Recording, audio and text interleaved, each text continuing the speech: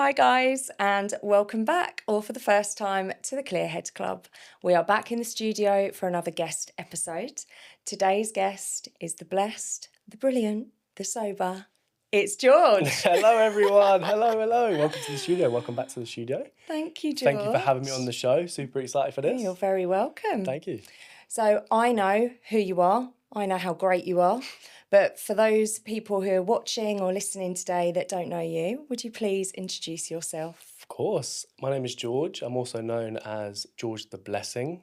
Bit of backstory on the name. I always say I'm blessed. So whenever someone asks me, which you probably have noticed, is instead of saying, yeah, I'm all right, yeah, I'm pretty good, I'm pretty well, I go, yeah, I'm blessed. Because it's like I don't know, it's a moment of, we've spoken about gratitude previously, and it's like a present moment of being grateful for the present moment and the day. So blessed, we are all truly blessed. If you are on this world and you are able to wake up in the morning, see your family, do the minimal things, you are blessed. So yes, that's obviously a bit of backstory about my name. I'm currently 4 and a bit years sober. Yes, George. I'm only 26 years old, so that's quite a rare thing, I think, to have nowadays. I'm approaching the 5 years. I'm very proud of how far I've come. I'm proud of you too. Thank you. And onwards and upwards. So yeah, that's me. Oh, and also, yeah, I have the studio. I own Podcast Room Brighton. And this is where we are today. Super excited. Thank you. But okay. Before we get into anything else and speak more about your incredible story, you know what's coming up? I do. What is your most embarrassing drunk story? Oh, no. This is why I became sober. I don't want to relive it. No, come on, tell us. Your secret's safe with us. Yeah, to all the people watching. Yeah, they won't tell anyone, will you guys? No, you won't. No, it's fine. I mean, it's more of just like an embarrassing story anyway. And so I remember this quite clearly, and Dan is involved with this, who you've met. Yeah. So this would be very funny to tell again. So we were at my mate's Dan's house, myself, Dan, and my other mate Max. And at this point, I can't remember the age that we were, but we must have been about 21, 22. Still very fresh into drinking and stuff. So any drink that hit me personally wiped me out. So we were at his house and we were playing a card game. I can't remember it was blackjack. We were playing blackjack. And obviously the forfeit was whoever lost had to do a shot. You were terrible at blackjack, I was I'm guessing. absolutely terrible. Like, it's not even funny how bad I was. But there's also a side of this story where it was rigged from the start anyway. Oh, okay. So I was in the bin anyway. Like, I lost the game before I even knew I was losing the game. Yeah. So Dan was the card dealer and he was the one rigging the cards. So he knew what cards he was giving out because he was very good with cards. He was very good at doing card tricks and all that stuff. So he knew from the start my mate Max was going to win. I was going to do the shots. You were going to get really drunk. I was going to get super drunk. So many rounds passed and I'm like, man, this is just some bad luck. Surely it just turns around for me. Now I can't even see the cards. I don't know what day it is. What's happening? It's all blurry. And then, more and more rounds passed. And when we were doing the forfeit shots, it was pure vodka, pure straight vodka. And it wasn't a double, it wasn't a triple, it was like a quad. So it was like that much. And yeah, you know how dangerous that gets. I rapidly started to realise I'm in trouble. I can't really see. I can't even stand up to walk. And we were, bearing in mind the time of this was about, I think it was like 3 p.m, 4 p.m, because we were planning to do pre-drinks and then go out. So it was so bad. Not in a good place. And then we went to then start wrapping it up and planning to go out. At this point, I was like, I thought we've already been out. I already feel like I've been in a club for 10 hours and I need to go home. I can't even see straight. I'm wobbling all over the place, falling over. And then the worst part about it, I was wearing a shirt. And then next, I just threw up everywhere. Like projectile vomit, fell over in my own sick. I was like, I need to go home. Nice. Need to go home. Whose house was that? Dan's. Dan's. Yeah, so sorry, Dan. So actually that was his karma. Yeah, actually, Dan, you rigged that, you deserved that. But obviously it didn't stop there. So we get to the bus stop thinking that maybe I needed to just sober up, go outside, throw up on myself again and again and again, to the point where I was like, I need you guys to call me a taxi home. I don't remember clearly everything that happened in the taxi, but I remember telling the taxi to stop and get me out when I was nowhere near my house. So I was just wandering the streets near my home and I had no idea where I was. I was super lost. I think I even started going for a forest and everything. It was super random. I didn't know where I was. I must have fell over a few times too, because I remember in the next morning I had cuts all over me. I was bruised everywhere. I was like, what has happened to me? I was so bad, such a bad way. Finally get home, throw up many more times. Sorry to anyone watching this if you don't like hearing about sick, but yeah, it was so Do a trigger bad. warning at the Oh, beginning. yeah, I should have warned you actually. It was a sick warning. Sorry, a bit too late now. But yeah, anyway, yeah, the principle of the story was way too much drink, didn't control myself, couldn't even see straight, throwing up everywhere, and then the next day was even worse. So Yeah. yeah, and it was super embarrassing because obviously the rest of my friends and that went out. I didn't even make it to 5 p.m. before being in the bin. So No. You ended up in a forest covered in sand. I did, Yeah. yeah, not ideal, not ideal. And I believe it was like a Thursday as well, so it wasn't even the end of the week. Oh, George. Not good. And that was when you were 21. Yeah, And you got sober amazingly at 22. yeah, Yeah. yeah. So if it wasn't that embarrassing experience that got you sober, what was it at 22 that made you want to change your life and get sober? The reason that I became sober was because I grew up with alcoholism. I was always around alcohol. My mum and dad were alcoholics, drink every day, even since I was a kid. I was always with my mum, so my dad came in and out of my life many times due to, I believe it was probably alcohol, but I've never actually known the reason why they broke up so many times. So when I used to drink and when I used to go out, I used to be the emotional drunk. And that was because of all the trauma that I saw, all of the feelings I was feeling, and obviously also growing up. Growing up is a huge thing too. I never actually spoke to anyone, and I mean anyone, not even my closest friends, exactly what was happening in my household because I felt too, one, scared about what people were going to think about, especially my mum.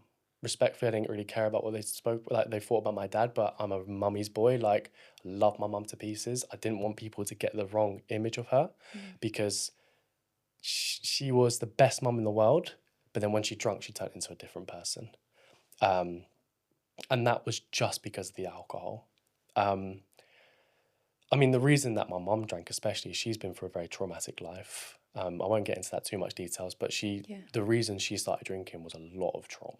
So obviously, yeah, I mean, I used to go out, I used to either bawl my eyes out, I used to get really angry, and I used to not be able to control my emotions. And I was like, I was getting really scared of myself on how I was with alcohol. I was never violent to anyone else. I'd never be violent. I used to be aggressive, but I never used to be violent. And then I used to always hear about stories about me in clubs, like getting really angry, pushing people, getting agitated very quickly, getting very upset, tearing up constantly. And then the next day, obviously, I'd hear about this story and I'd go, wow, that's really not me. So alcohol was changing me as a whole person. And I had to change that. I needed to control my thoughts. I needed to be a better person, not only for myself, but my younger sister. I'm a role model for her. I wanted her to grow up seeing that her brother is not such an emotional mess and can handle situations.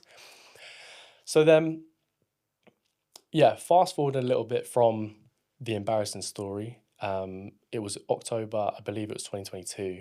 I went to a party with my friends and his family. I've grew up with these people. They've known me my whole life. I was in such a good environment. And then, unfortunately, it just happened again. It just happened again where I got really emotional, I got really drunk, and I just couldn't control it. So then, from that day, I went, right, I need to stop drinking as much as I do. And it was really convenient, the fact that my mate Dan and Imran, they approached me with a half marathon idea. And they're like, why don't we change from, instead of going out, drinking at a pub every week, why don't we change it and go completely sober and then sign up to this half marathon and do something better for our lives and better for your mind and body. And then, from that, I was like, yes, 100%. Let's continue being sober. No, let's become sober, give it a try and see how it goes. jumping back just slightly, obviously going back to me witnessing a lot of alcoholism a lot of alcoholism in the house. So obviously, as you well know, alcohol brings out genuinely the worst in someone. It heightens emotions. It brings out, I believe, demons in people. And from a younger age, I saw a lot of violence because of it. I saw a lot of domestic abuse. I saw a lot of, just chaos, really. My mum and dad, they weren't happy with each other. There was a lot of financial problems, so that was another stress. And I just think alcohol brought that out in both of them and just made them so aggressive to not only themselves, but then to, myself and my sister. They never raised a hand to us, never, ever, ever. But obviously there was loads of arguments, so much hostility in the house, and it just wasn't a home. It felt like a house instead of a home. It felt like we'd just be in there. But then it always comes back to, my mum especially, like when she wasn't drinking, she was the best person in the world. Like she looked after us, she's brought us up to be who we are today, and I'm so grateful for her. But on that alcohol, it just flipped her completely. Same with my dad. Obviously I'm super close to my mum, not super close to my dad. But yeah, there was a particularly even that I remember where it got horrendous. I was out with some friends, came back, and then it was the normal arguments, the normal bullshit that alcohol did to them too, and it got to a point where it was the worst I've ever seen them. So they actually, I didn't know this until I got home, but they actually went to a pub before, and they didn't really go to pubs. They were more of like an indoor drinker, so I thought that was strange to start off with. Then obviously seeing them in the state that they were instantly so physically violent to each other. Like there was no middle ground, no chatting, no stopping. They were both so violent towards each other. And then I went, I can't witness this right now. I need to go upstairs. And then I remember hearing a raised voice at my younger sister, and that just snapped. I just snapped. I went, I can't let my sister be one spoken to like that it was my dad.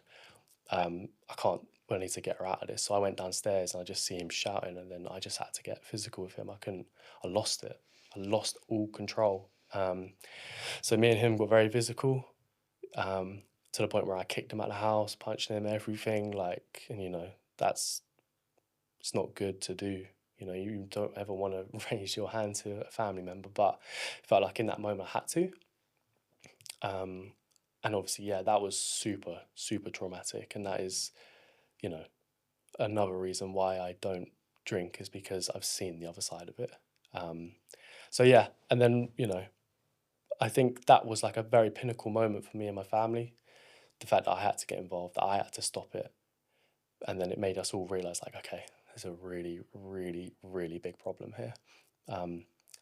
It's a very long answer to your question, but the main thing is I've witnessed the real dark side of alcohol, and I knew that is not what I want to ever go through again. And even when I'm a parent, never ever do I want my kids to ever go through that. So I hope I've answered your question there. Sorry. Oh, no, you Yeah. have. Thank you so much for being so open and honest with your response. And I am so sorry that you had to go through that. Thank you. That's a very long time to go through what you just quite rightly described as, complete darkness. And it really does heighten all emotions. And unfortunately, that does mean the negative and the dark emotions as well that you experienced, and then went on to experience in yourself. But how incredible, George, and I hope that you're so proud of yourself, because I am so proud of you, to be 22 years old and recognise that and make such an amazing life change at such a young age. Are you proud of yourself? I am actually. Thank you. That touched my heart that you saying that. That was very. I actually will go away and thank you for that. Honestly. Oh, no, thank you. Thank yourself. Yeah, I do. And do you know what? I'm truly grateful that I've stopped at a young age, because, and you will agree with this, like my life has changed dramatically not just because I'm sober, but I want to put this out there too, is that my mum is sober now too. Oh, And your lovely I mum. I cannot address how proud of Oh, her that I am, not only her and myself. Like, yeah. we've both come so far, and as a family too, and my sister. And I can now say the house is now a home. Oh, And it's such a beautiful thing to look it's a back on. blessing, It's a George. blessing. It It's an truly is a absolute blessing. And blessing. yeah, to answer that, I am proud of myself. I'm Yeah. proud that I don't drink or I don't partake in the norm that people do. I'm grateful to who I am. Yeah. Yeah. I'm glad to be in this minority with you, George. Damn straight. And your lovely Damn mum. straight. Yeah. Thank you. And well, we spoke about your mum, and she quite really kindly gave us permission, obviously, or you permission to, talk about her and touch upon the past and your childhood. And yeah, amazing that she's sober now as well. So you're coming up 5 years sober. How many Indeed. years sober is your mum? I think she's about 3 or 4 now. Yeah. Similar. Yeah. I mean, obviously, after that really traumatic evening, that was when I remember the next day, mum went, I'm stopping now. And do you know what? There was no hesitation with her. Like, my mum is very strong-minded and she gets shit done. When I saw a difference in her that second day, and I knew she was being really serious. I could really tell, because I think she then realized like what it was doing to the family. And then, her and my dad broke up good because they weren't happy with each other. Some people aren't. That's fine. Like, just because you have a mum and dad doesn't mean they're going to be together, unfortunately. If they click, they click. If they don't, they don't. And I think the most important thing was for them to break up, to heal, to become who they really are. And, I can say that with my mum. I'm in contact with my mum, not in contact with my dad. Like, my mum has changed to the best version of herself. And mum, I feel watching this, like, I'm so proud of you.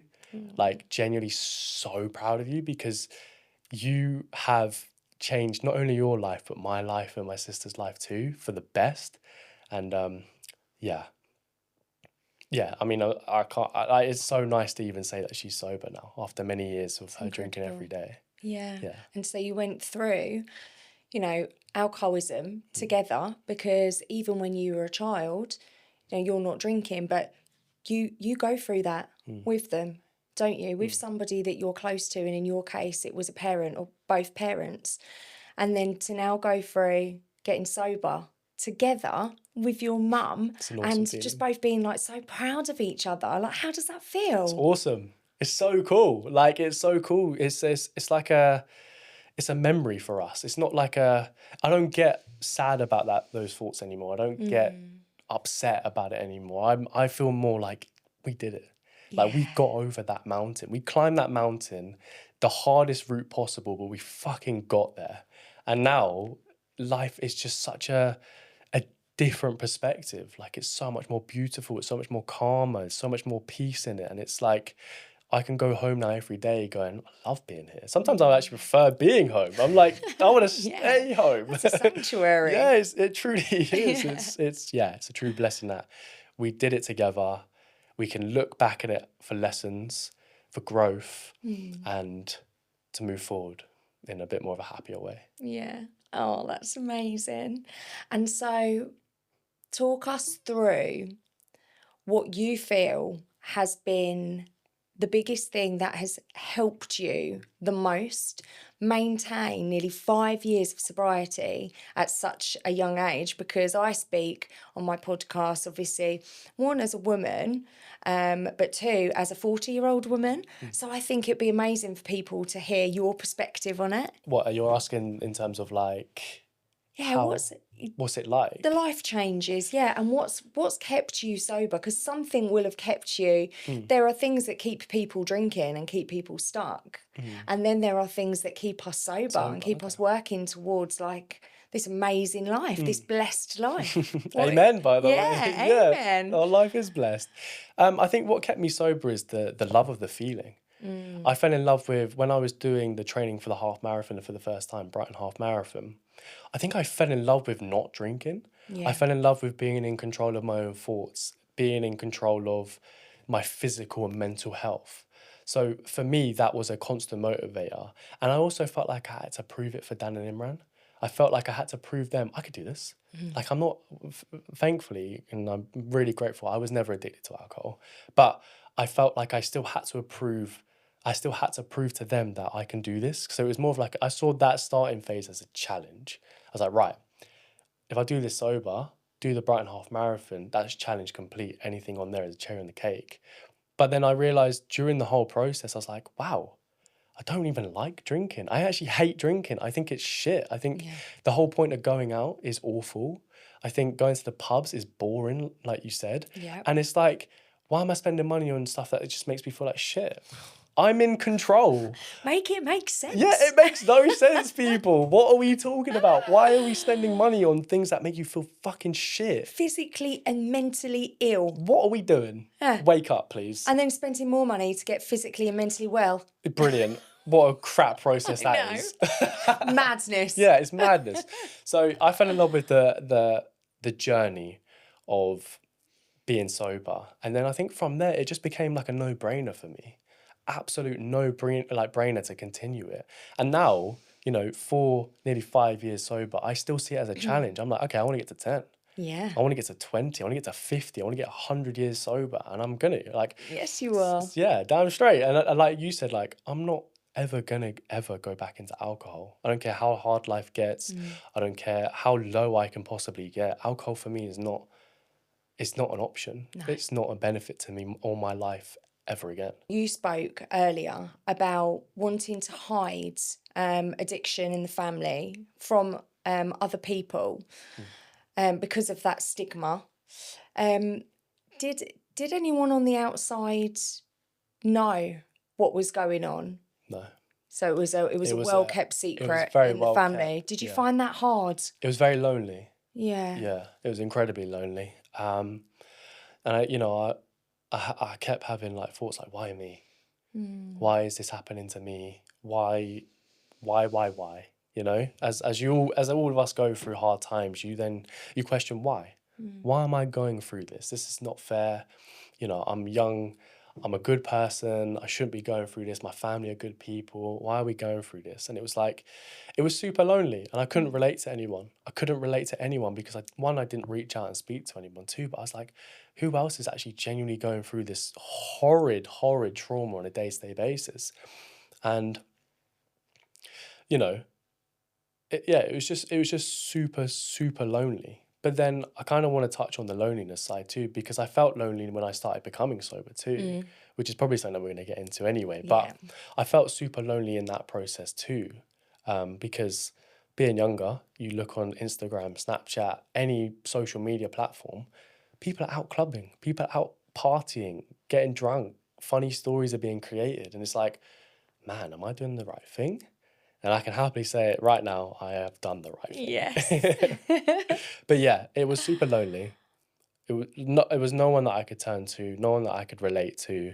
Even though I had amazing support network, I have amazing people now that I can still lean back on, but I just couldn't. I couldn't come to terms with putting the pride aside and asking for help. Because to be honest, I didn't even know what help looked like. Like, you might be able to help me, but I'm still going to walk into that daily. So it was like there was no help. The only help I had was, let's try and figure this out with the family. Yeah. And then we did. So yeah. Oh, and I suppose as well as like a stigma, and there was like a protection there as well. You wanting to protect your mum and your sister. I feel like I've always held that shield. Not that my mum and sister can't. They're very strong, independent women, and I'm very proud of them. But I feel like maybe it's a man thing, and I'm not like trying to mansplain, but it might be just a inner man thing in our mind where we're like, we have to be protective. But that's not always the case. We need protecting too. We all need protecting as much as the other person does, you know. But yeah, I felt like I had to protect them more than anything, and I felt like in that, you know, traumatic evening, that was the make or break. I had to protect them in that situation. Yeah. Would you say that evening was almost like, you know, like coming to like a rock bottom? It was like a crossroads make or break moment for you as a family and you as a person? I think make or break for the family, yes. It wasn't my rock bottom. I don't know the exact date, but I remember it very, very clearly, and this is quite deep. So obviously that evening happened, a bunch of other evenings that happened and trauma that I witnessed. And then at this point, financially, I was not good. My family weren't good. Mental health wise, I weren't great either. So I remember I had to have a meeting. I think it was with Universal Credit because I didn't have work at that point too. So I Yeah. was unemployed, I was depressed, anxious, a lot of shit was happening at home. And I thought life was just giving up on me. I thought everything was giving up on me. So I remember it very clearly. I was at this park called Victoria Park, which is near mine. Um, After having the meeting, it was like an evening time. And I remember sitting on that bench and I was sort of just thinking, like, wow, this is a hard life that I'm living. And I don't know how I'm going to get to the other side of this. I don't know what to do. I was sort of crying out to help for myself and for anything listening or anyone listening. At the same time, no one was even at the park, which was super spooky. So I was like, even if I wanted to speak to someone, no one was here. So sat down on the bench, and unfortunately, I think emotions and darkness took over me. And I remember clear as day looking over at the forest, and I was thinking maybe it could be time to go. Um, I remember, sorry, yeah. I remember thinking like maybe it's time to leave, maybe it's time to go. Um, and I was planning it all out in my head. I was gonna, I was gonna watch how to tie a noose on my YouTube, grab a rope, and then leave. I was just gonna go into the forest and just leave. No one even knew where I was at this point as well. So my family knew I was had a meeting, but they didn't know where I was. So I was all alone.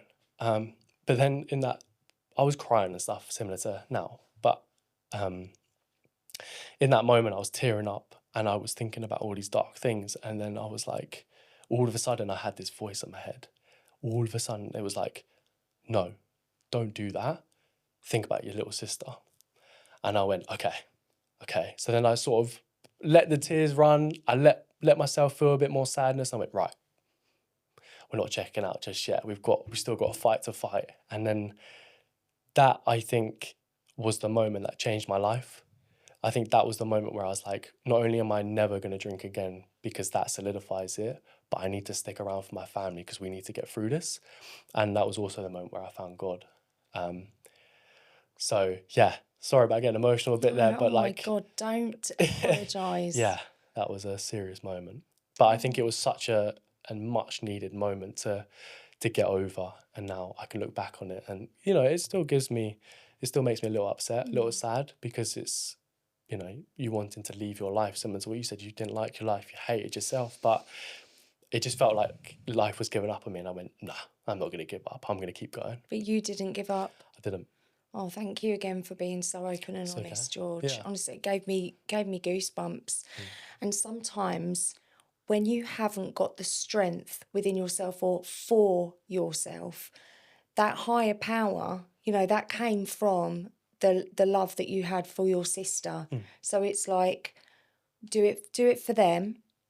That's your drive. And then when you build up a bit more resilience, a bit more, maybe not resilience, but a bit more strength, things, a bit more self-love, then you'll be able to do it for you. Yeah, definitely. And what an incredible, like for anybody listening or watching today that may be in a bad place, because when you're in that place where you were and you feel like there's no way out, but ultimately death, oh, it's heartbreaking to listen to and to think that people are going through that.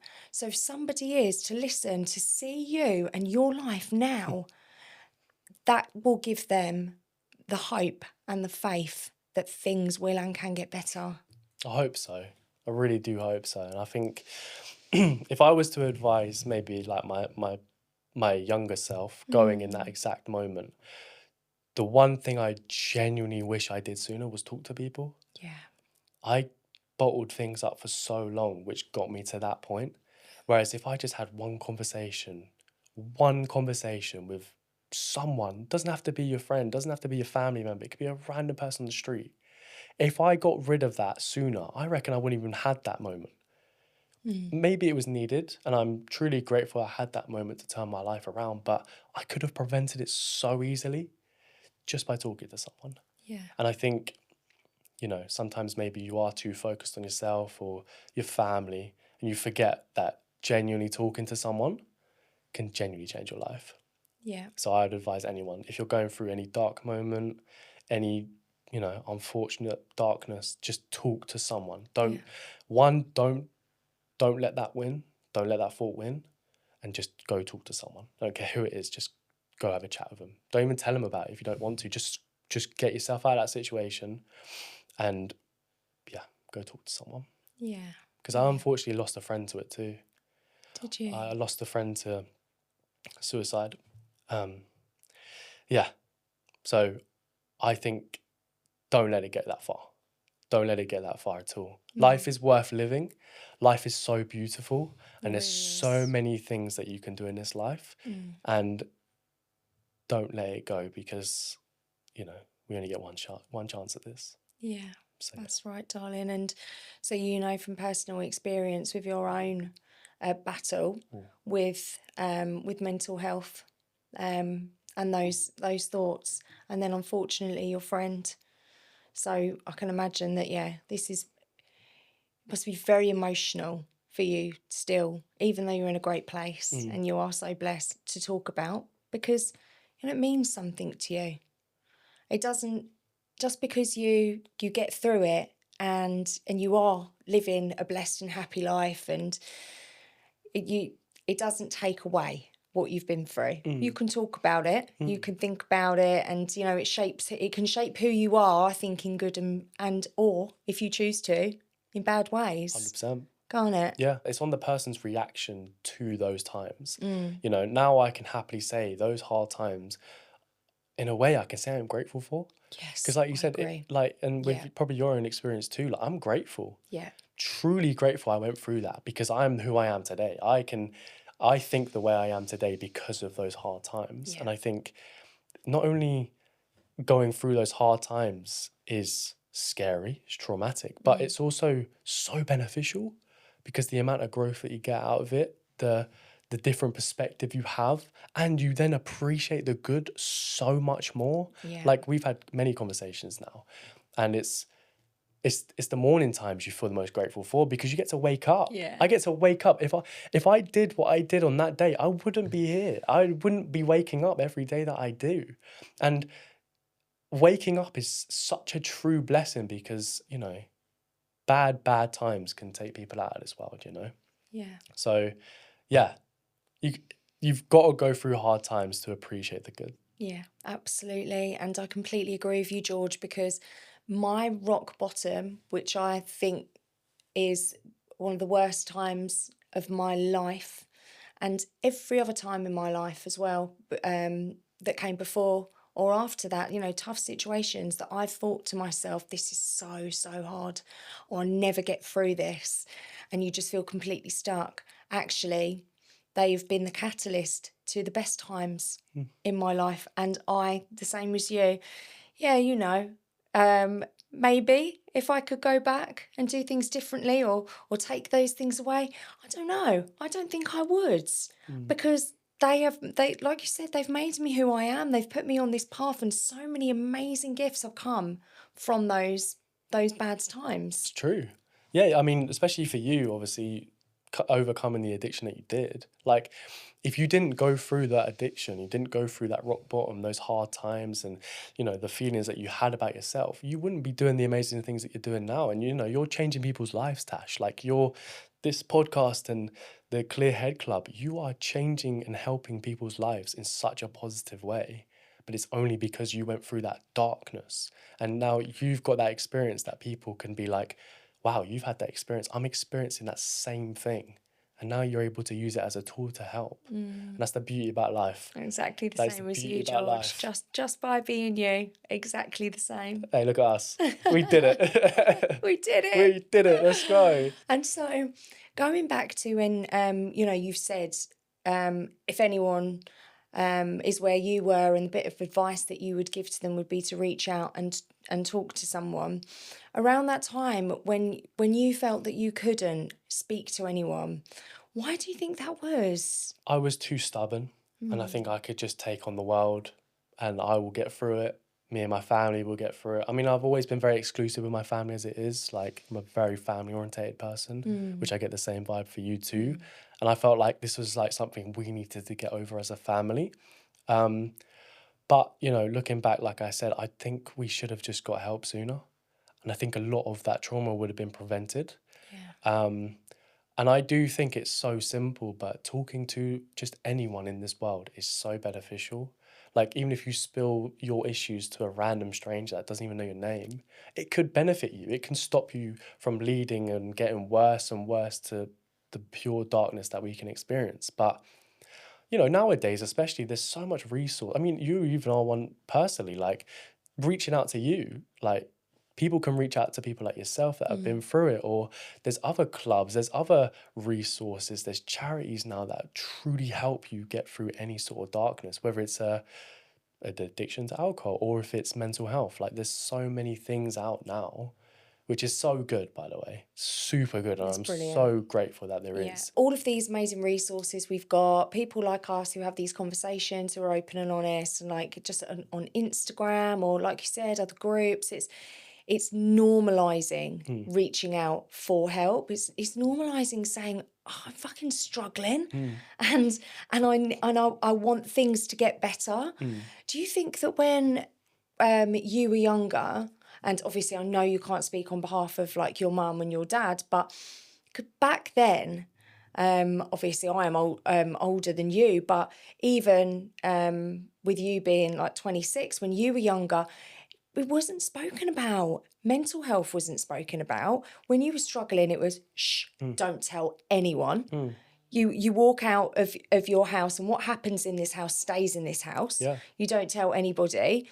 And now things, and around like alcoholism, for example, that had such huge stigma. Nobody spoke about if somebody had alcohol issues, drug issues, things like that. So do you think that obviously it was the stigma around, well, the stigma around that, but not having the resources for help? Do you think if when you were younger or a teenager, if there were the resources we have now, would that have made it easier for you to reach out for help, do you think? Possibly. Definitely, it would have given me a better chance. Yeah. Because, I mean, I think I was in the generation where mental health was starting to become bigger, but it still wasn't, it wasn't like taught in schools, for example. Like, Yeah. it wasn't taught to go to your doctors or go speak to someone if you've got mental health issues, because it was still super new. Like, yeah, I think now, if I was in school nowadays, I think there's a lot more resources to overcome mental health. But then I guess like the resources can help, but you've got to take that first step. Yeah. And I think, to be honest, I think I had, like I said, I've got such an amazing support network now that I could have reached out to when those dark times were happening. I just think it's, you know, you can lead a horse to water, but you can't make it drink. And I think I was the horse. I was led to water. I just was too stubborn to drink it. I was too stubborn to say, I need help. Like, I'm really struggling. But you know, now I'm an open book, like we know from this podcast. Like, now I can happily talk about anything because I've got this backpack theory, right? And it's, you choose what you carry in that bag and how heavy you make it. And for me, that bag was super heavy because I wasn't emptying it. The way to empty that bag is to talk about it, to express it, to get rid of the shit you don't want to carry on your day-to-day life. So people, make that bag easier, make it lighter, Yeah. get rid of the shit you don't need to be carrying, and you'll realize life becomes a lot lighter. Oh, that's a great analogy. Thank you. Yeah. Yeah, no, and I really want to push that too, because why make life more difficult than it already can We have a be? tendency to do that, don't we? Yeah, as what we humans? doing? Yeah, what the Just hell? make it easier, man. Stop playing life on hard mode. Make it easier for yourself. Talk about it. Get rid of it. You know, and you'll realize a lot of people are probably going through the exact same thing that you have, or more, or worse. Just get rid of it. And have you found as well that being such a young guy who has chosen sobriety, like we spoke about a stigma with alcoholism, have you felt like stigmatized? Have you felt by, do you know what I mean? Yeah. By being sober and being young, have you had that from people that, because I mean, we've all heard the, oh, go on, just have one drink. Why are you being so boring? Yeah. I have, yeah. And I think it kind of shocks people when I say that I've been sober. Yeah. And I don't know why it's so shocking. Like, it's more shocking the fact that you drink. I think that's more shocking. Like, I don't know. Like, to me, it just is an absolute no-brainer. Like, what would I prefer to do? Go out drinking, feel like shit, spend loads of money or something, or be sober, do what I want to do and not feel like shit? Yeah, okay, I'm going to pick option 2, please. Like, that's a no-brainer. And I think, going back to stigmas, I think it's too normalised alcohol in our... I think it's too normalised alcohol being a cool thing, or being like, oh, this is what you need to do now. You need to turn 18 so you can go clubbing and go drinking and go partying, and then you go to university and go partying. Fuck that. Like, why is that normalized? Why is that a constant thing of like, oh, you know, when you turn 18, you're going to be a party animal. You're going to go out and do all these things, experience drugs. And no, that needs to change. That and I know you believe it too. It needs to change. Like, Sober revolution. Let's go. Big up the sober revolution. Let's go. We're starting right here, right now. But seriously, like, why is that normalized? It should not be normalized. Drinking is not a cool thing. It's not going to benefit you in any way. Yes, you might have some really cool times when you're out drinking, memories created. Cool. You can do the exact same thing sober. And remember it all. And actually remember it all. Yeah. And not feel like shit the next day and save money. And not walk into forest covered in sick. It's trying so to cool. get rid of that. Yeah. Oh, wow, cool. That's so cool, mate. Thanks to that. I do think it's a lot of society pressure too. Absolutely. That causes people to drink.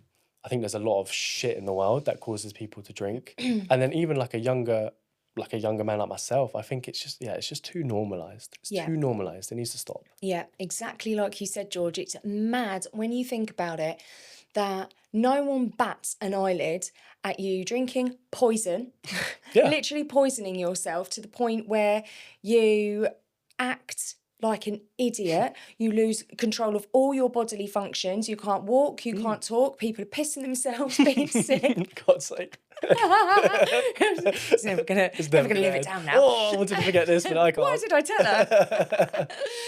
And then you'll talk about that. We say, oh my God, guess what I did at the weekend? And I've been hungover now for 3 days. Everyone thinks that's normal. No one bats an eyelid. They're all laughing about it. I used to as well.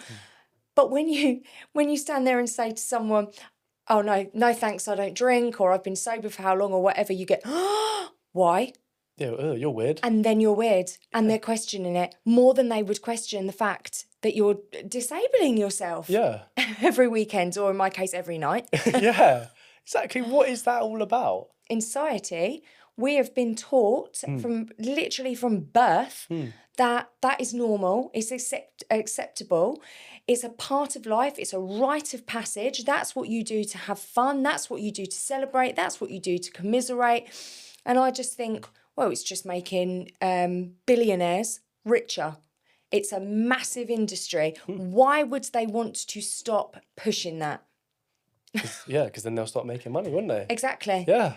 That's a good point, actually. I never thought about it from that point of view as well. It's like, the people that own alcohol and distribute it, yes, please. Oh they my want all God. the money. They don't care what it's going to do to you. No. They're probably in the bin themselves because they drink it, right? It's everywhere. Alcohol everywhere. is everywhere.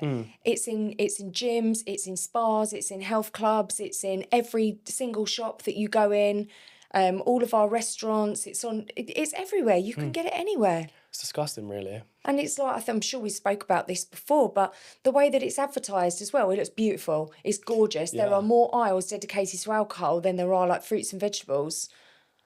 But then they hide cigarettes away like someone's dirty secret, and then when you get them out, it's like that. Quickly put them in the bag. Yeah. Because on the front cover, there's all these hideous photos. Put it on alcohol. Yeah. Put the reality of alcohol on the front, and then let's see how well sales do. Do you think that would change if they did that? Like, genuinely, if they put like similar to what you said about the cigarettes on the front of alcohol, do you think people would still drink as much? I definitely think it'd be less appealing. Imagine Definitely. walking home with your lovely bottle of domestic violence. Yeah, brilliant. What the fuck?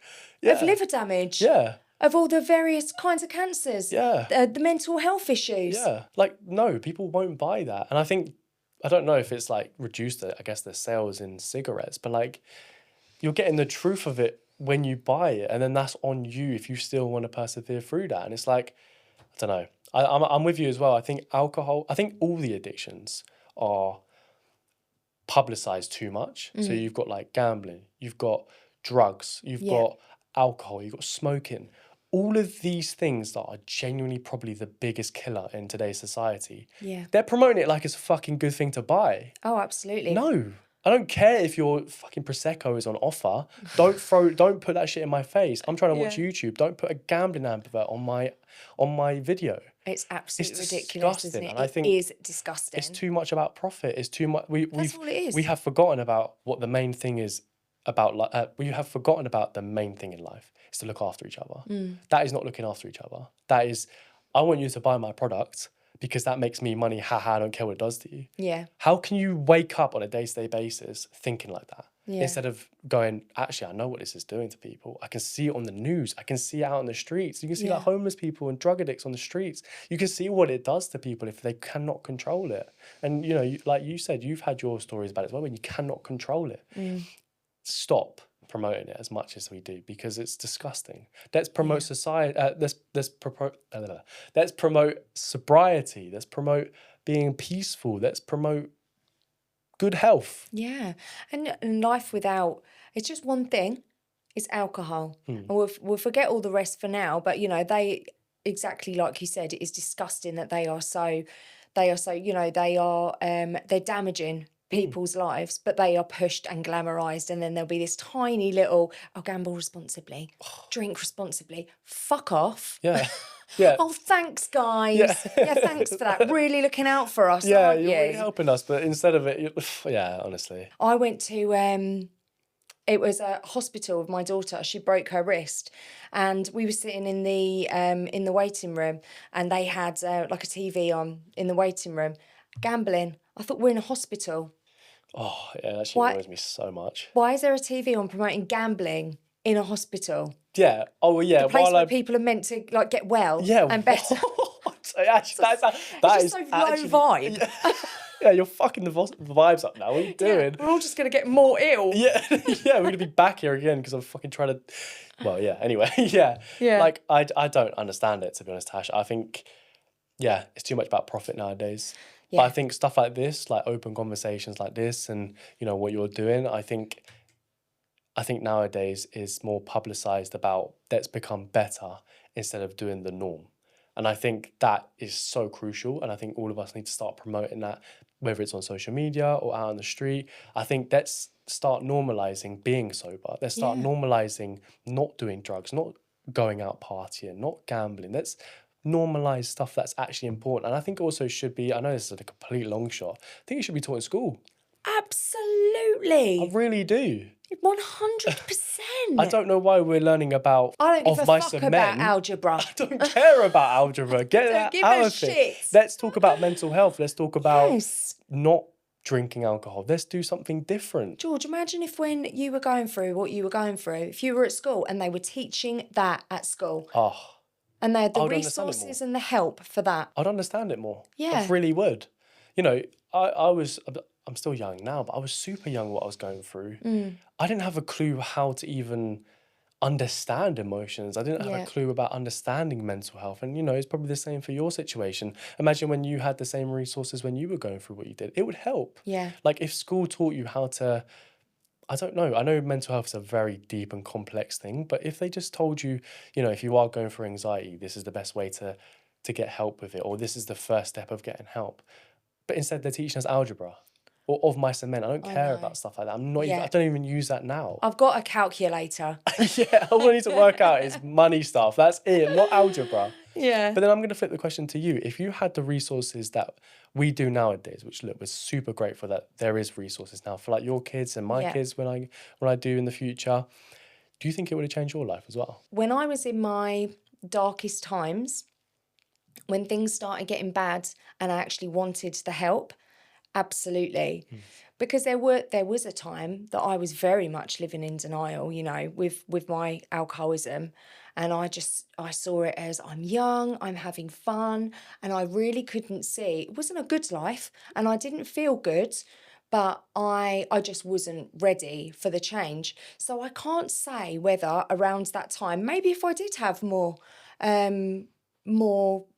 education around it, maybe I would have, because I was blaming other things and other people, other circumstances, and the environment around me on all the bad things that were happening to me. I couldn't look at myself and what I was doing and what I was putting inside of me and how that was affecting me. Couldn't see that as a factor. So maybe had I have had the education, at school, if we'd have been taught, you're young, you're going to experiment, you're all probably excited to drink alcohol, but this is what it does to you. This is the reality. This is how it affects you neurologically. This is how it affects you physically. This is how it's going to leave you feeling. And here are some of the outcomes of alcohol and what it can do to people, what it can do to families. Then maybe it would have been different. When I first got sober, 30, I think, or 29 or 30, because it took me a while to actually get to this solid sobriety.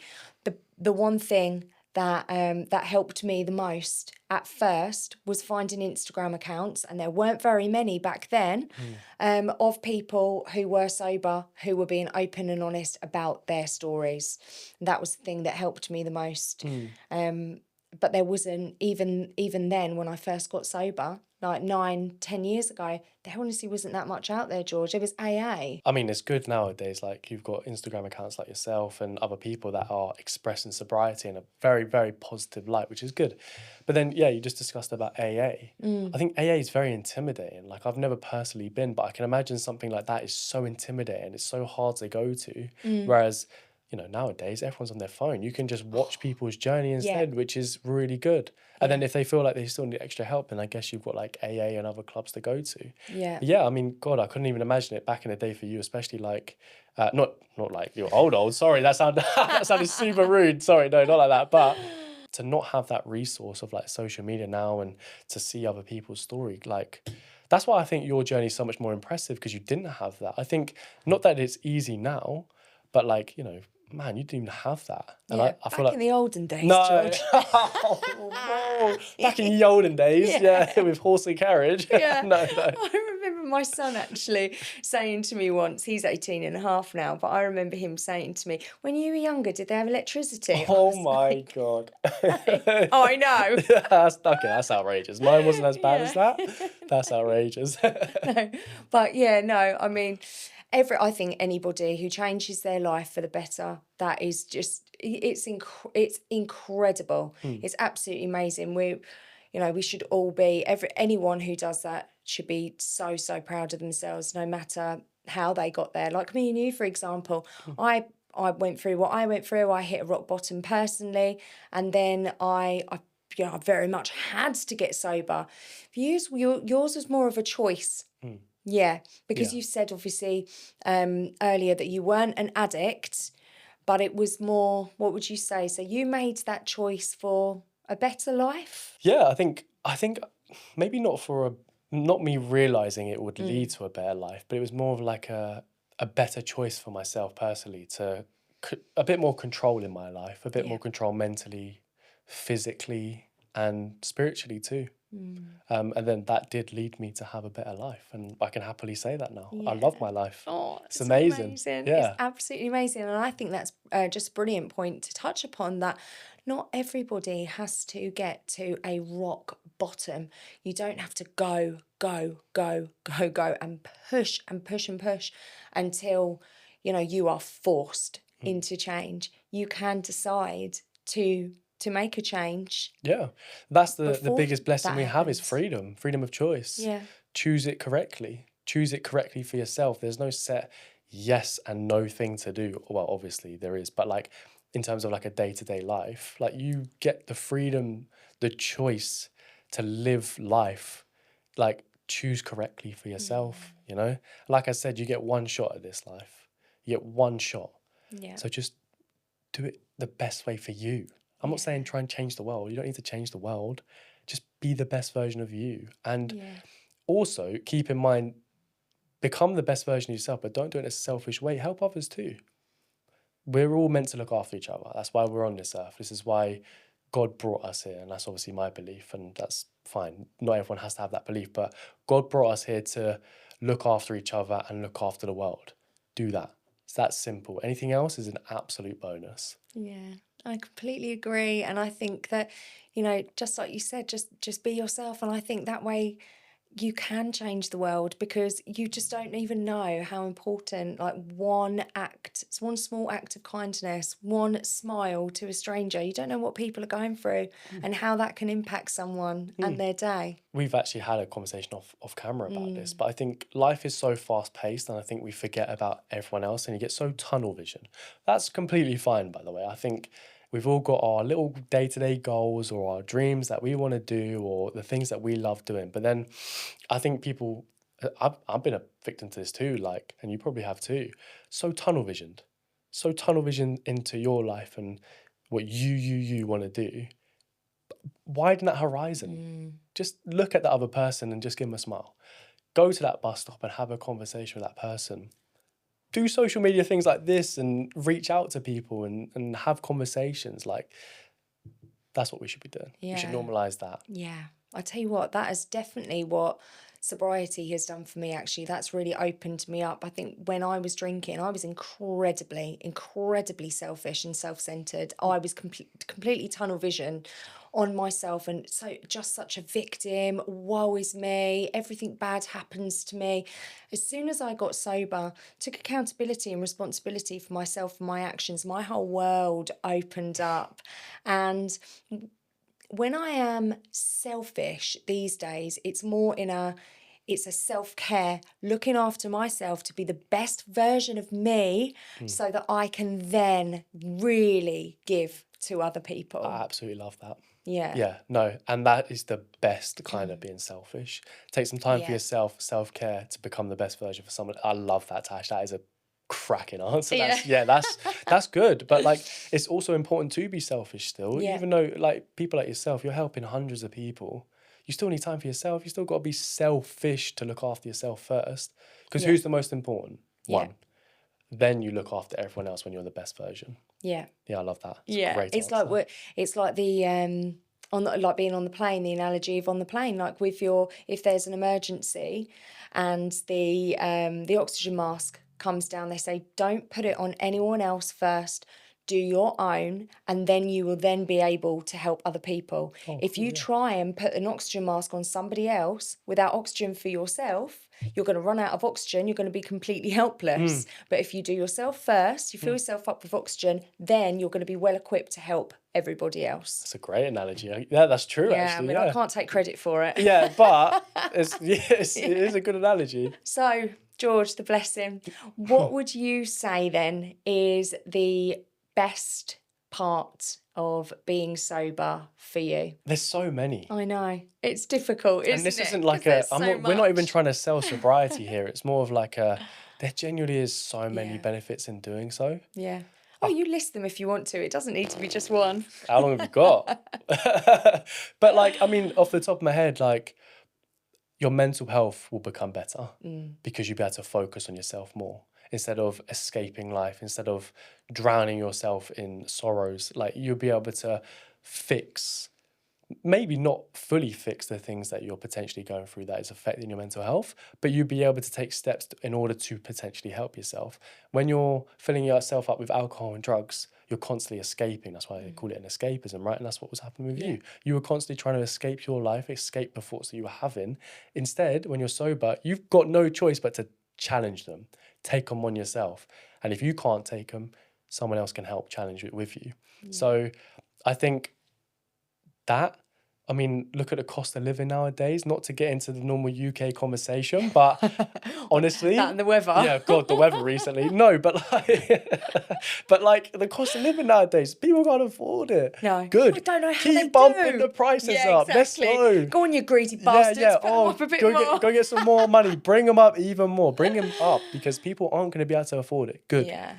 Good. I don't want people to be able to afford alcohol because I want it to be so expensive, it's not even fathomable to pay for.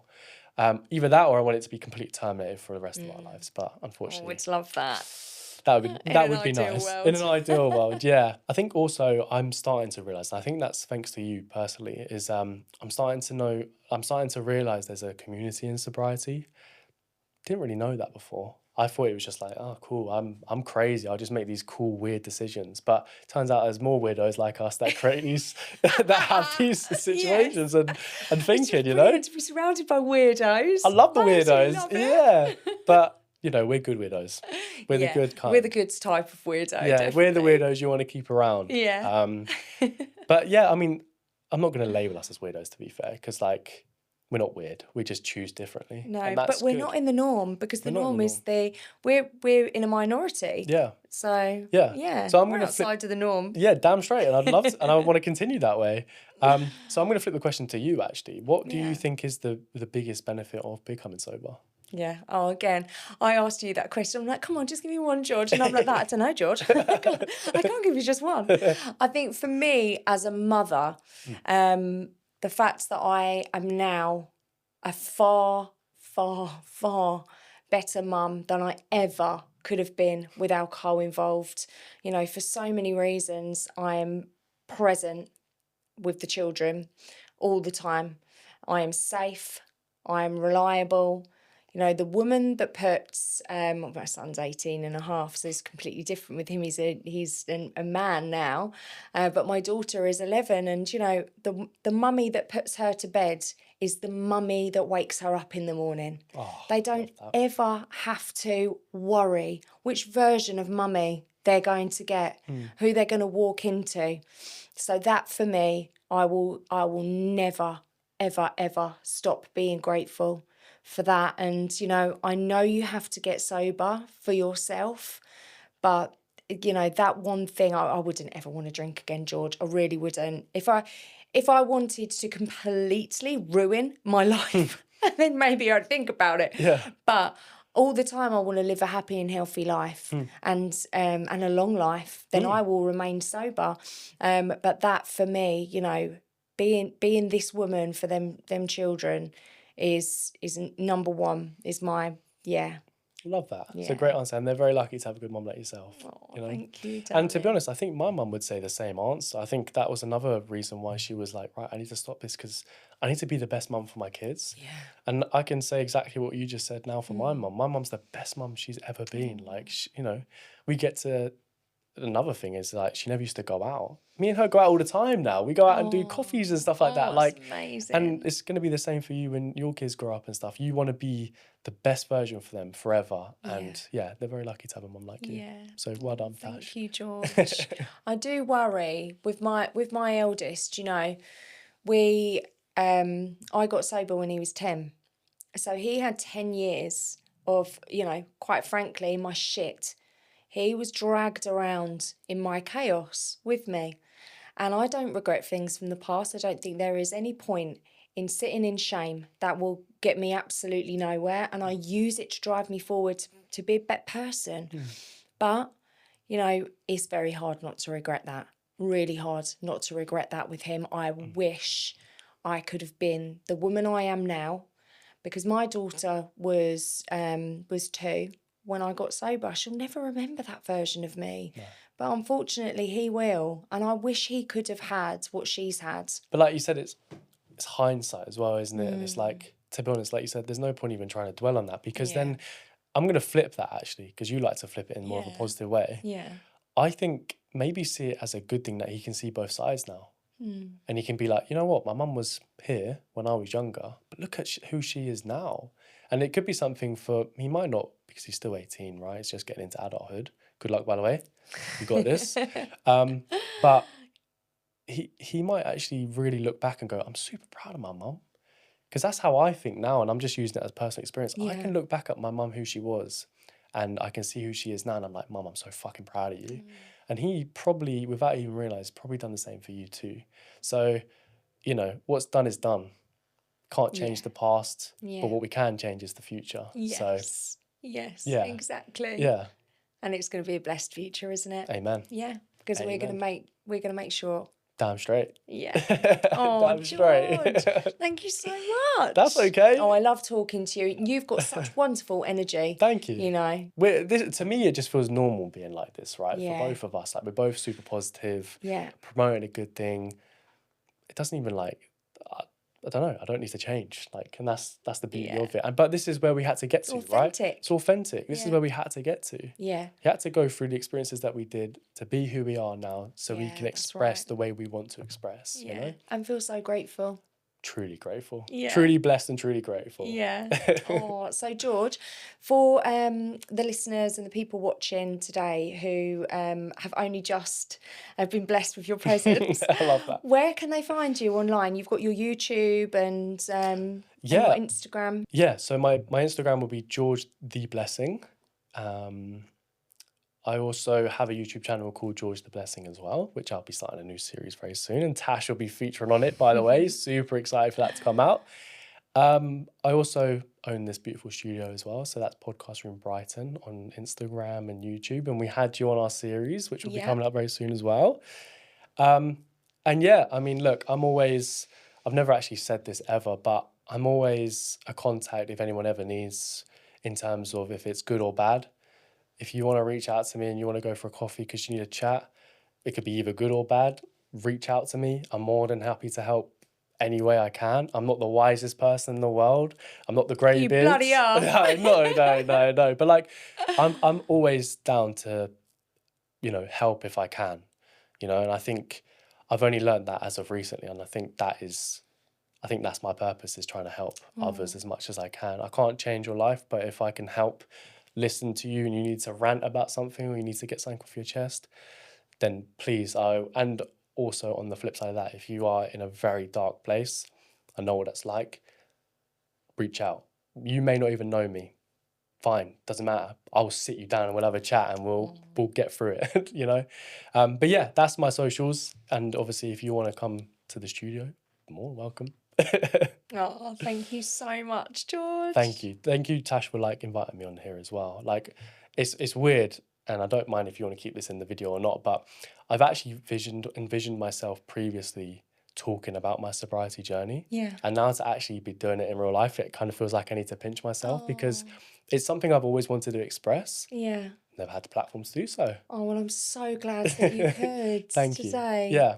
Yeah, I know. I feel really privileged to have you on and to have met you. Yeah, amen. Yeah, I'm I really privileged do. to know you too. Also, guys, look, I know this is Tash's channel, but I want to take over here quickly. Show Tash support, please. Take over for time. it, George. Yeah, Tell him. yeah. Support Tash as much as you can, because I think what you're doing is super nice, super beautiful, and we need more people like yourself doing what you're doing. And you get this message probably every single day, but genuinely, just keep up what you're doing. Keep up the Clear Head Club, and onwards and upwards. Oh, you too, George. Amen. Thank you so much. Thank you. Right, guys, I need to learn this. The